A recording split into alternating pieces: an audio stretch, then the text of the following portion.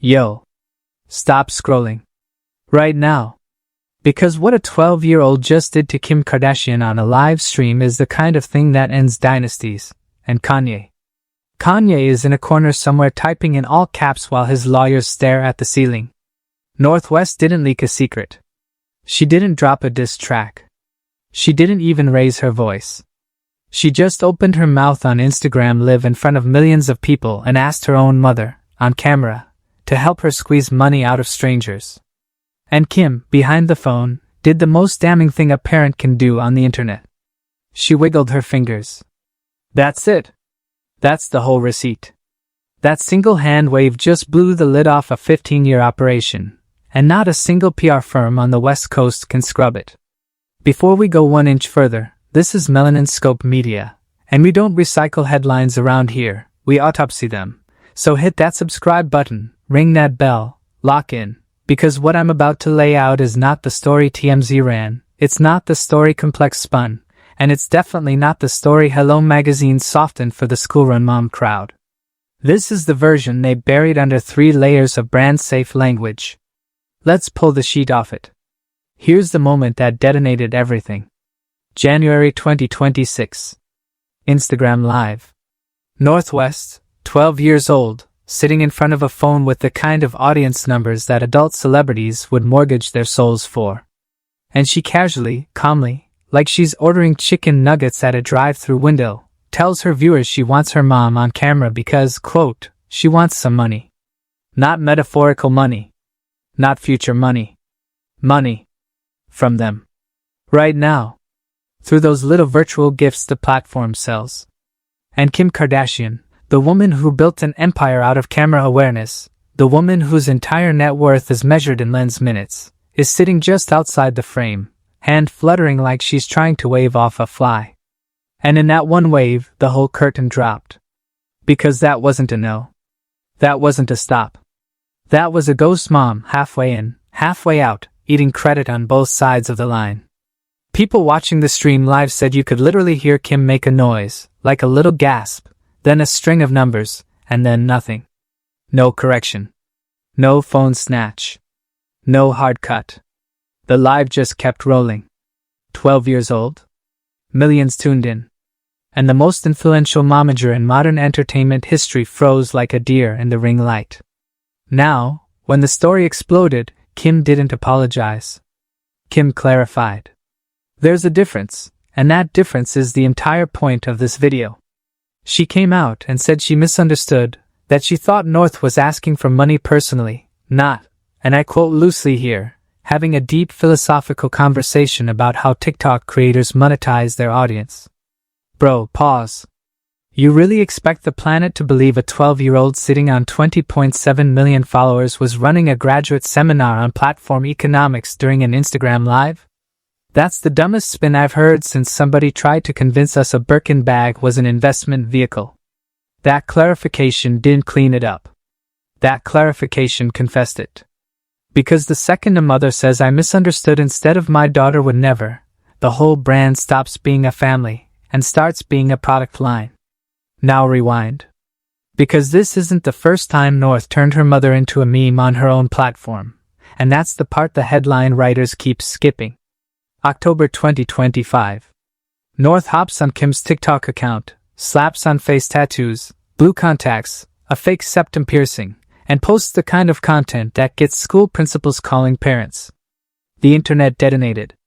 Kim went on Complex's Go Talk podcast with her All's Fair co-star Niecy Nash to do damage control, and she dropped a sentence that I want you to hear in slow motion.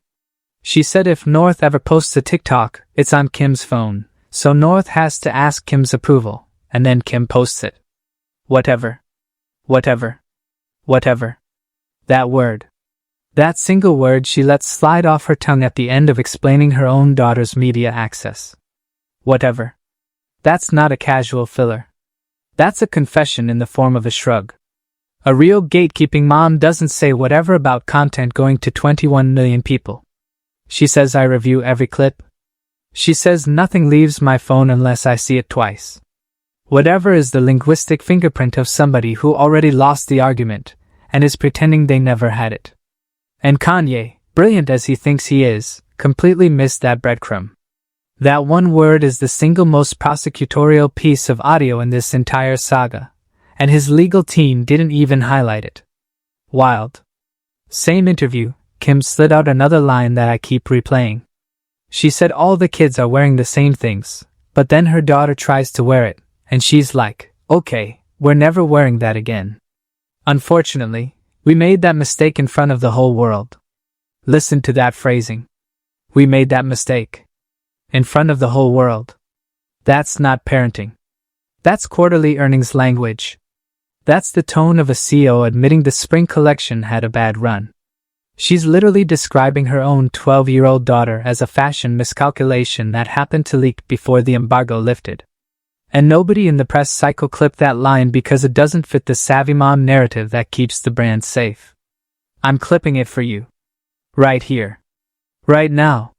Because that sentence is the entire infrastructure of the household compressed into one breath. Then comes Call Her Daddy, October 2025. Kim sits across from Alex Cooper, smooth as a glass of mineral water, and floats this story about North coming to her saying, "Mom, I saw something. I don't really care if people don't like my blue hair or this or that." And Kim laughs and says, "Babe, if you want blue hair, it is what it is. It makes her so happy. I'd never take that creativity away from her." On paper, that's a Pinterest quote. On paper, it's Mother of the Year material. But play it back with the January 2026 live stream in your ears, and the same words mutate. Because that creativity she refused to take away is the same creativity that put a child in front of millions of strangers asking for cash. Creativity in that household is a euphemism. It means visibility.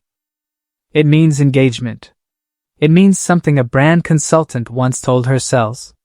And Kim really thought that quote was going to age like wine. Nah, fam. It aged like milk on a Phoenix sidewalk. Pivot to Kanye.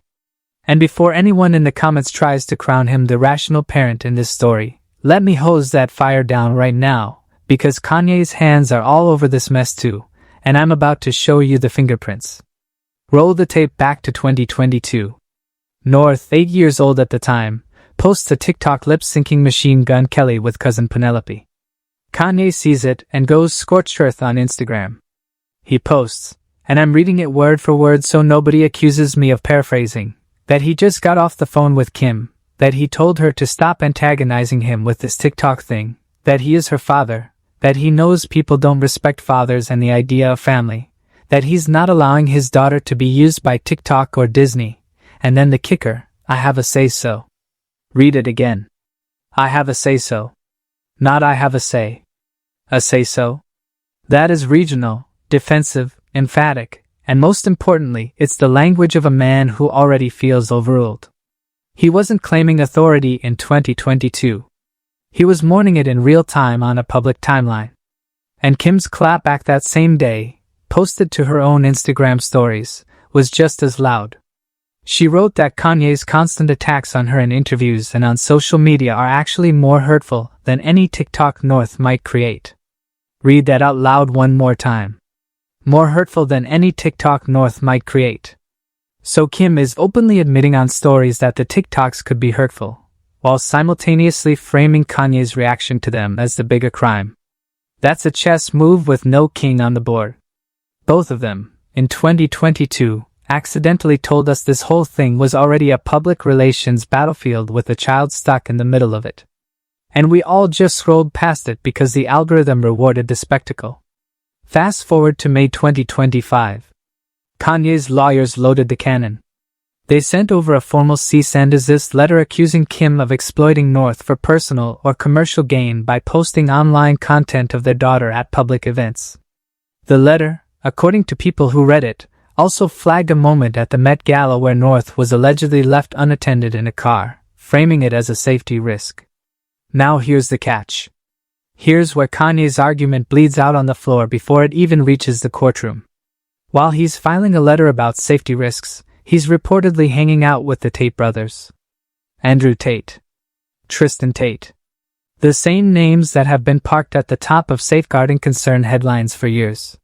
You cannot file a paper that has the word safety on it in size 14 font and then post yourself at a table with people whose entire public reputation is one giant trigger warning. That is not legal strategy. That is a man handing the opposing counsel a free exhibit and stapling a bow on it. Kim, of course, didn't whisper her response.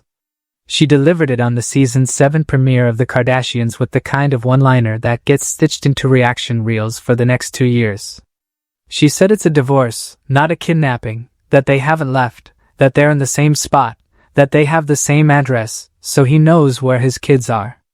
Then she added, for the cameras, that she raises the kids full-time, they live with her, and she welcomes a great healthy relationship with the kids and their dad, and she pushes for it all the time. That's not a venting moment. That's a billion-dollar sentence, polished, focus-grouped, and aimed dead center at Kanye's chest. Same address, brother? Same address. It's the kind of line lawyers high-five over because it sounds reasonable while quietly suggesting the other parent is too disorganized to read a Google Maps pin. Now zoom out. Because the timeline of this whole thing is where the real story lives, and I want you to lock in for this part because once you see the pattern, you can't unsee it. Kanye's first big public Instagram explosion about TikTok lands in 2022. North's solo Instagram debut hits in December 2024. Then comes that summer 2025 corseted platform boots Roman trip with Kim that lit up gossip pages. Then October 2025, the face tattoo TikTok and the resulting GOAT talk spin cycle. Then May 2025, the formal cease-and-desist drops. Then March 2025, the Lonely Roads track with the Diddy-adjacent voice surfaces. Then April 11th, the Coachella appearance with Kim and Lewis Hamilton. Then January 2026, the Instagram Live money moment that broke the internet. Then April 2026, the upcoming custody hearings looming on the calendar like a thunderhead. Now stand back and look at it. Every single time North escalates her social media presence, Kanye drops a legal move within weeks. Every single time Kanye drops a legal move, Kim escalates the social media presence again. It's not a coincidence. It's a feedback loop. It's two adults playing speed chess with a kid as the queen, and neither one of them has paused long enough to ask whether the queen wants to be on the board. And let's talk about that Diddy track for a second, because this is the part that turns the whole story from messy into morally rancid. The track dropped while Diddy was facing serious federal allegations. Everybody on earth knew the optics. Kim was reportedly vehemently opposed to releasing it. According to court chatter, an emergency mediation got called on March 14th. Kim, Kanye, attorneys, mediator, all in a room. They hashed out the Tate brothers situation. They hashed out the song. Kanye agreed in mediation, on a Friday, not to release it. Then he released it that weekend anyway. And when the world asked him why, he posted on X, "The man makes the final decision." The man. 6 words. No name. No context. No specific reference. That's not a statement. That's a slogan. That's a campaign poster for a movement of one. And in that single tweet, he turned a custody dispute into a cultural gender war so he could rally the crowd that already wanted to defend him. That post wasn't strategy. That post was a flare gun. And every advisor he doesn't have anymore would have grabbed the phone before he hit publish. Sources told outlets Kim is reportedly particularly distressed by North's association with Diddy, calling it both heartbreaking and unforgivable. Unforgivable. That word lands different when you remember the divorce settlement allegedly gives both parents equal say on big decisions for the kids. Kanye violated that the moment he uploaded the song. He didn't just break a private agreement. He announced he broke it. So the real question isn't whether he crossed a line. He literally tweeted the line as he stepped over it. The real question is why the legal system has been so slow to make that mean something. And the answer, depressingly, is that famous people have separate gravity, and the rules orbit them at a different speed than they orbit the rest of us. Now check the math on the platform side, because the numbers tell you everything. The shared Kim and North TikTok account is sitting at 21.1 million followers and 140.1 million likes. North's solo Instagram is around 1.8 million. Her TikTok footprint personally is hovering near 20.7 million. That is a 12-year-old child with the audience reach of a Fortune 500 brand and the strategic decision-making split between two parents who haven't been in a room together without lawyers since the early Biden administration. Kanye really thought a single cease-and-desist letter was going to unscramble that omelet. Bruh. That ship sailed in 2022, took a left at Coachella, and is currently anchored off the coast of irrelevance. And the corset moment in Rome, the one that allegedly made Kanye threaten to raise legal hell? Sources at Globe said Kanye thinks his 12-year-old daughter is way too young to be parading around like that, and that it needs to stop or he'll pull lawyers. The same sources flagged the irony, and I want you to chew on this slowly, that it's ridiculously ironic Kanye is upset about North's outfit choices given the fact that he allegedly dresses his current wife Bianca in revealing outfits 7 days a week and reportedly encouraged Kim to push the envelope with sexy belly-bearing fashion the entire time they were together. That isn't gossip. That is a direct line from the same man's behavior pattern to his own daughter's outfit critique. Kanye really thought nobody was going to connect those dots. The dots connected themselves. They drew a portrait. The portrait has his face on it. Now I want to slow it all the way down and walk you through the receipts the rest of the internet keeps skipping past. Because the devil isn't just in the details, the devil is sitting right there in plain sight wearing a hoodie nobody felt like reading. Receipt number 1. Go pull up the Goat Talk episode again, the complex one, and listen carefully to the moment Kim transitions from talking about Niecy's outfit choices to talking about North's. The pace shifts. Her voice drops by about half a register. Her hands stop moving. Body language analysts call that a soft retreat, a tell that the speaker is now choosing words from a pre-approved mental file rather than freestyling. That's not a mom rambling. That's a brand executive checking in with the legal department in real time. Receipt number 2. Pull up the Call Her Daddy clip and watch what Kim does with her eyes when Alex Cooper pivots to the question about North's hair. Kim looks down and to the left for a fraction of a second before answering. That micro-expression, in interrogation training, is associated with constructive memory, meaning the answer is being assembled, not recalled. That's not a confession. But it is a tell that the answer about creativity was a rehearsed line, not a lived value. Receipt number 3. The Instagram Live itself, the audio of it, has been pulled apart by people with audio software, and the pattern is clear. Kim's voice off camera has the soft compression of somebody who is leaning slightly away from the microphone. She wasn't surprised the camera was on. She was distancing herself from the frame while staying close enough to be heard. That's not panic. That's positioning. Now let's look at the full ecosystem around North.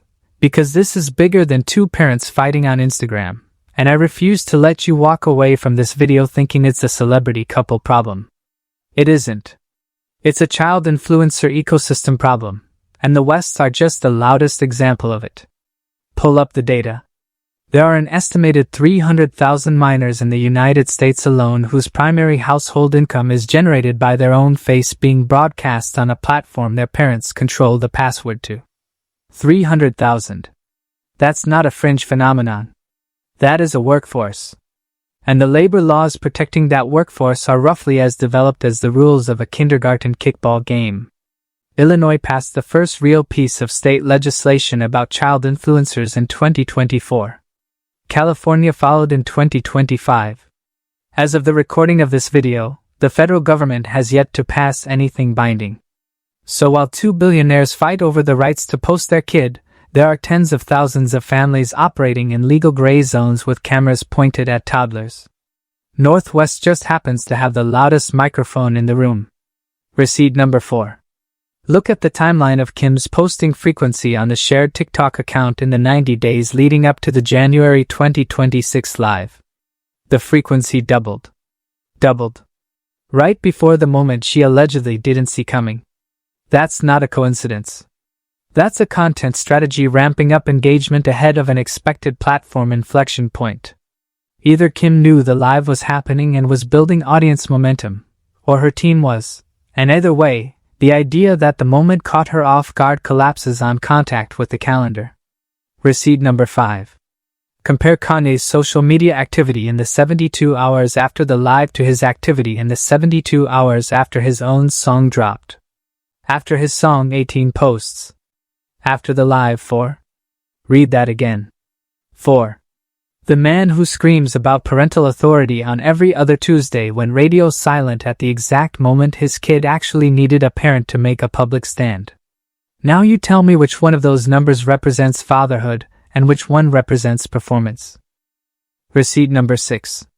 The cease-and-desist letter from May 2025 was reportedly drafted by a firm Kanye had only retained 6 weeks earlier. 6 weeks. Any litigator listening to this knows what that means. That means the letter was a relationship builder, not a finished argument. It was a junior associate's first big assignment dressed up as a thunderbolt. That is why it leaked so fast. That is why the language inside it was so easy to dismantle. And that is why no formal court filing followed it for almost a full year. Kanye didn't send a legal weapon. Kanye sent a press release with a letterhead. Receipt number 7. Look at who has been quietly hired to manage North's individual brand contracts. Names matter. The agents tied to the merchandise lines being floated around her name aren't celebrity kid agents. They're product launch specialists. The same kind of professionals you hire when you're prepping a new fragrance line, not a school recital. Translation: North's brand machine has been getting quietly upgraded for months. The Instagram live wasn't a slip. It was a test market. Now zoom in on the silence around the other West kids, because this is the part that breaks my heart and the part the bigger outlets won't touch. Saint. Chicago. Psalm. Where are they in this conversation? Where is the equivalent legal letter about their TikTok exposure? Where is the equivalent podcast clip from Kim explaining their creative autonomy? Crickets. The reason is uncomfortable, and I'll say it anyway. Northwest is the merger asset. The other 3 are the supporting cast. The brand machine has decided who the heir is, and that decision was made quietly, in rooms none of us were invited to, long before the rest of us caught up. That is what the live actually exposed. Not bad parenting. Not a careless mom. A succession plan playing out in public because the architecture of the empire requires a designated face for the next generation, and Northwest happens to be the only one of the 4 kids who already understands instinctively that the camera is the family's primary appliance. Receipt number 8. The mediator in the March 14th meeting was reportedly the same mediator who handled the Bezos and Mackenzie Scott split. That tells you the level of professional firepower in that room. That tells you both legal teams understood this wasn't a regular custody discussion. That tells you the conversation about the song and about the Tate brothers wasn't the full agenda. There was almost certainly a brand rights conversation buried in the documents that day. And Kanye's release of the song was reportedly the moment everybody else in the room realized he wasn't going to abide by anything written down anywhere. Receipt number 9. Kim's appearance at Coachella with Lewis Hamilton on April 11th, watching Justin Bieber, was framed in the press as a casual hang. Pull up the photos. Kim is wearing a custom piece. Lewis is in coordinated tones. The seating is angled toward the stage in a way that catches Kim and North in the same frame from the photographer pit on the right side of the venue. That isn't a friend group hanging out. That is a curated photo opportunity timed to remind the public that Kim's social calendar with North is functioning at the highest tier of celebrity exposure, exactly 4 weeks before the May cease-and-desist drops. The chronology is too clean to be accidental. Receipt number 10. And this is the one that should make every parent watching pause and exhale. The Instagram live happened on a school night. A school night. North wasn't supposed to be on a phone broadcasting to millions during homework hours. Either Kim signed off on the timing, which makes the misunderstood defense disintegrate, or North launched the stream without permission, which means the access controls on a 12-year-old's device aren't where they need to be. Pick a lane. Both lanes are bad lanes. The neighborhood mom would catch hell for either one. And every parent watching this video knows exactly what I mean by that.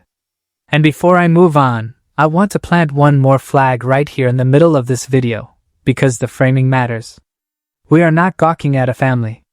We are documenting the live birth of a new kind of celebrity infrastructure, and Northwest happens to be patient zero. Every single child of every single famous parent who has come up after her, the Smith kids, the Beckham kids, the Jenner kids, even the kids of A-list rappers and athletes you haven't heard of yet, is going to inherit a slightly different version of this exact problem. Their parents will study Kim's clarification and Kanye's tweets the way executives study a competitor's failed product launch. That is the long tail of this Instagram live. That is why this matters more than another celebrity gossip cycle. That is why I'm spending 40,000 characters of analysis on a moment that lasted 90 seconds. The 90 seconds rewired the rules. So if you are still here, take a breath, lock back in, because the last act of this breakdown is the one that ties every receipt together into a single thesis you will not be able to unsee. The receipts are the evidence. The thesis is the verdict. And the verdict is coming up next. Now, here is where I leave the headline lane and take you somewhere none of the other channels are going. Because every other outlet is selling you the safe version of this story. Mom versus dad. Kim versus Kanye. Brand versus authenticity. That's the framing that monetizes. That's the framing that lets every blog write 1,000 words and walk away. I'm not running that script. Here's what I see, and brace yourself, because this is the angle nobody on YouTube has the guts to say out loud yet. This isn't a custody battle. This is a hostile brand takeover. And Northwest is the asset both parents are fighting over. Treat the household like a corporate war room and the entire story snaps into focus. Kim runs the bigger distribution platform. TikTok. Instagram. Schemes integrations. The Kardashian content ecosystem with its built-in audience pipeline. Kanye runs the legacy intellectual property. The West name. The music catalog. The cultural credibility that lets a brand walk into any room and command silence. North is the merger asset. She has both bloodlines. She has both audiences. She has a platform reach most adult celebrities would commit a federal crime to acquire. And the ugly, uncomfortable truth that nobody wants to print is that neither parent is actually fighting about her well-being. They're fighting about who gets to monetize her arrival into adulthood. Read Kanye's "I have a say-so" line again with that lens. That isn't fatherhood. That's a co-founder demanding board representation. Read Kim's "I would never take that creativity away from her" with that lens. That isn't generosity. That's a CEO protecting brand equity from a hostile shareholder. Both of them are using parenting language as camouflage for business positioning, and neither of them is willing to say it out loud because the optics would erase the empire overnight. Kanye is playing checkers in a chess match. He's screaming about ownership while Kim is quietly writing the operating manual. And here's the deeper cut, the one that's going to make some of you uncomfortable. The Kardashian family fortune was originally built on a leak tape that turned a private moment into a public empire.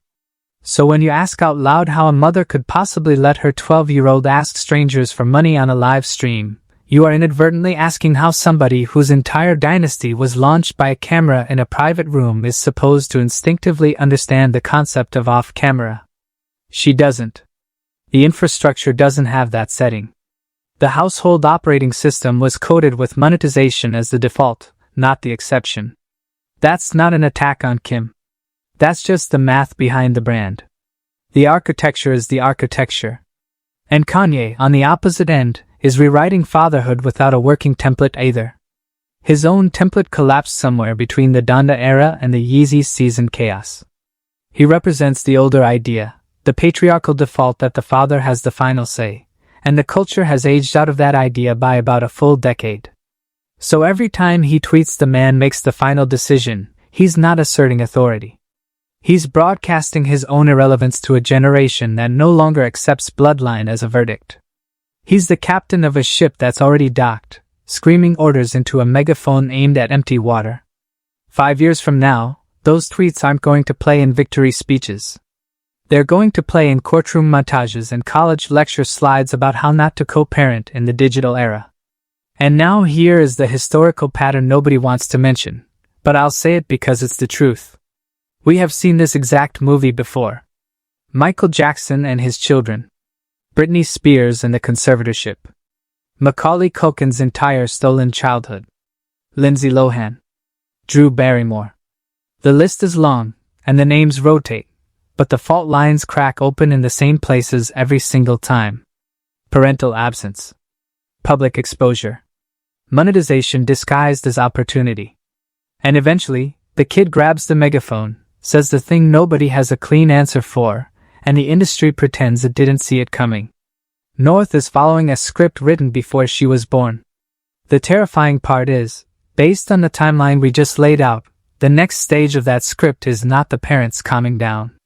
The next stage of that script is the kid going public against both parents, on her own platform, in her own voice, in her own time. The April 2026 custody hearing isn't the climax. It's the warm-up. The real story isn't who wins legal custody. The real story is who gets to claim moral custody when North is 18 and writes her own narrative. And right now, both parents are losing that race in slow motion in front of 20 million followers. Mark this down. When those April 2026 custody hearings hit, Kanye is going to walk in swinging and walk out smaller. He's going to wave that cease and desist as Exhibit A and try to weaponize the Instagram Live moment against Kim. The second opposing counsel pulls up his X timeline, the Diddy collab release, the Tate brothers visit, the documented stretches of no contact. The judge is going to look at him like he's the one on trial. Kanye is going to look like a man waving paperwork while his own paperwork waves back. The silence from the kids he hasn't seen is going to land harder than any filing he files. And when the ruling drops the way it's likely to drop, primary custody staying with Kim, supervised or scheduled visits with Kanye, he's going to do what Kanye always does. Take it to the timeline. Expect a song. Expect a live stream. Expect a manifesto. None of it will move the needle, because the culture has already filed him under screaming into the void. But if Kim gets too confident, if she pushes for full legal custody instead of just primary, she's going to walk into a buzzsaw she does not see coming. Because Kanye's legal team will weaponize every single TikTok, every corset photo, every Coachella clip, every face tattoo bit, every Met Gala unattended car claim, and every whatever Kim has ever uttered on a podcast. In that scenario, the court of public opinion shifts overnight. Kim is not ready for the documentary that frames her as the architect of North's exposure.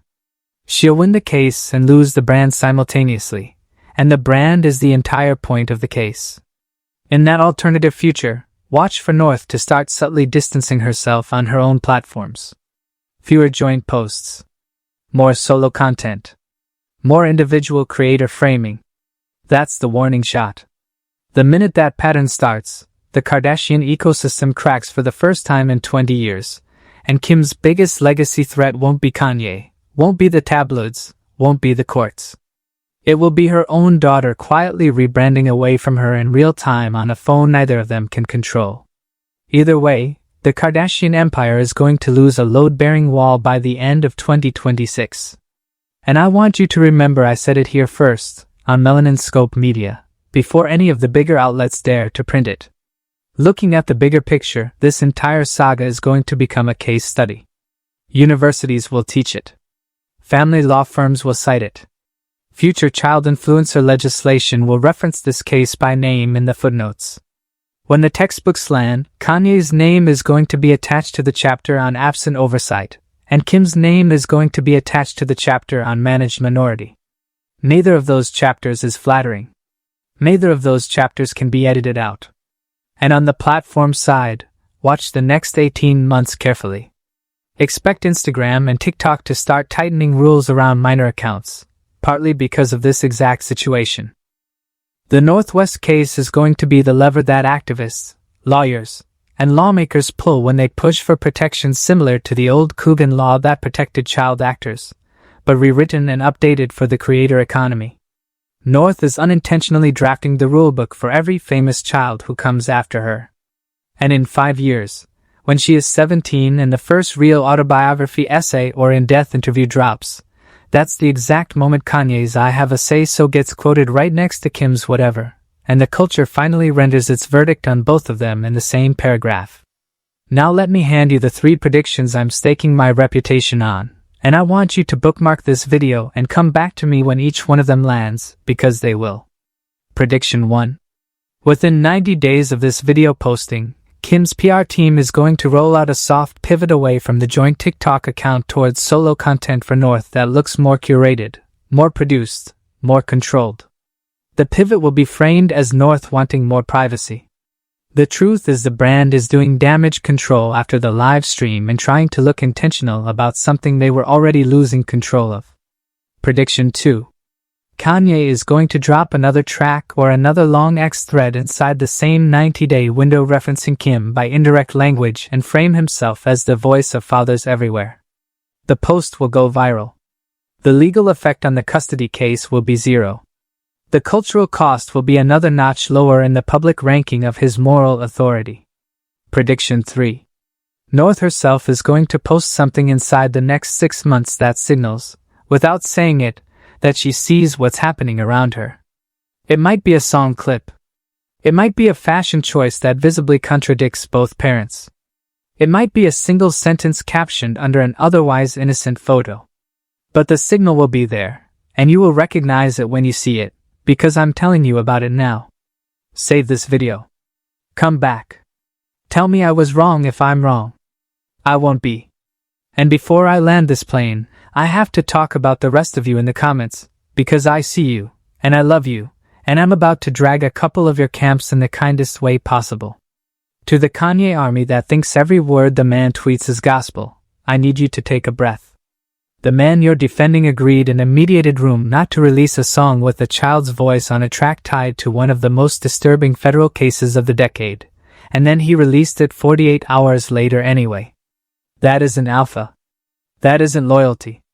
That is contract violation with a beat behind it. If you'd watch any other man do that to his ex-wife and child, you'd call it what it is. The fact that this one wears a Yeezy collar shouldn't change your eyes. To the Kim defenders who clutched the Mother of the Year trophy in the first 10 minutes after the live, and then quietly put it back on the shelf when the clarification dropped, I see you too. The clarification was insulting. You know it was. You don't have to abandon the woman to admit the explanation was thinner than printer paper. Holding a public figure accountable for one slip is not betrayal. It's literacy. And to everybody in the middle, the people watching this saga with popcorn and a complicated face, here's what I want you to take away. This is not about choosing a side between Kim and Kanye. This is about choosing whether we, as an audience, are going to keep funding entertainment ecosystems that turn children into corporate assets before they finished middle school. That choice happens every time you tap a notification, every time you stitch a stitch, every time you buy a piece of the merchandise that uses a kid's face as its primary marketing element. The ecosystem doesn't care about parenting style. The ecosystem cares about engagement. And engagement is voted on, click, by all of us. We are the algorithm. We are the demand. The supply will adjust the second the demand shifts. So the most powerful thing you can do after watching this video isn't picking Kim or Kanye. The most powerful thing you can do is decide what kind of content you give your attention to going forward, especially when it involves anyone under the age of 18. Let me bring it all the way home. North is not the punchline of this story. She is the closing argument. The one piece of the puzzle that everyone else has been treating like a footnote turned out to be the whole thesis. Kanye already lost. Kim is losing. And the only person walking out of this circus with leverage intact is the 12-year-old they keep arguing over. The finger wiggle off camera. The casual line about wanting some money. The blue hair. The face tattoos. The whatever. The I have a say-so. The man makes the final decision. Stack all of it together, and what you've got is not a feud. What you've got is a generational changing of the guard happening on a live stream while 2 billionaires fight over the remote. So before you go, do me a favor. Comment one word below. Just one.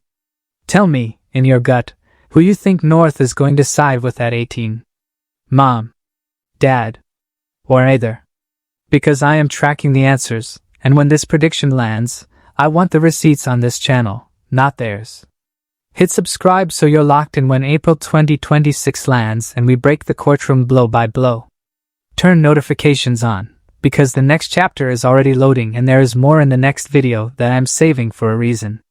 This is Melanin Scope Media. We don't follow narratives. We dismantle them. Talk soon. One last thing before the door closes on this video. I want to leave you with the one image that should sit in your head every time this story comes back across your feed, because it is the truest frame of the whole circus. A 12-year-old girl on a phone, bigger audience than most cable news anchors, saying she wants some money, and her billionaire mother just outside the lens, fingers fluttering in the air like punctuation she could not afford to print. That image is not a parenting failure. That image is a portrait of a household that confused presence with proximity, and confused influence with care. And every receipt I laid out tonight, the whatever, the say-so, the man makes the final decision, the misunderstood clarification, the unforgivable Diddy track, the Tate brothers timing, the Roman corset, the Coachella seating chart, the school night live stream, the double posting cadence.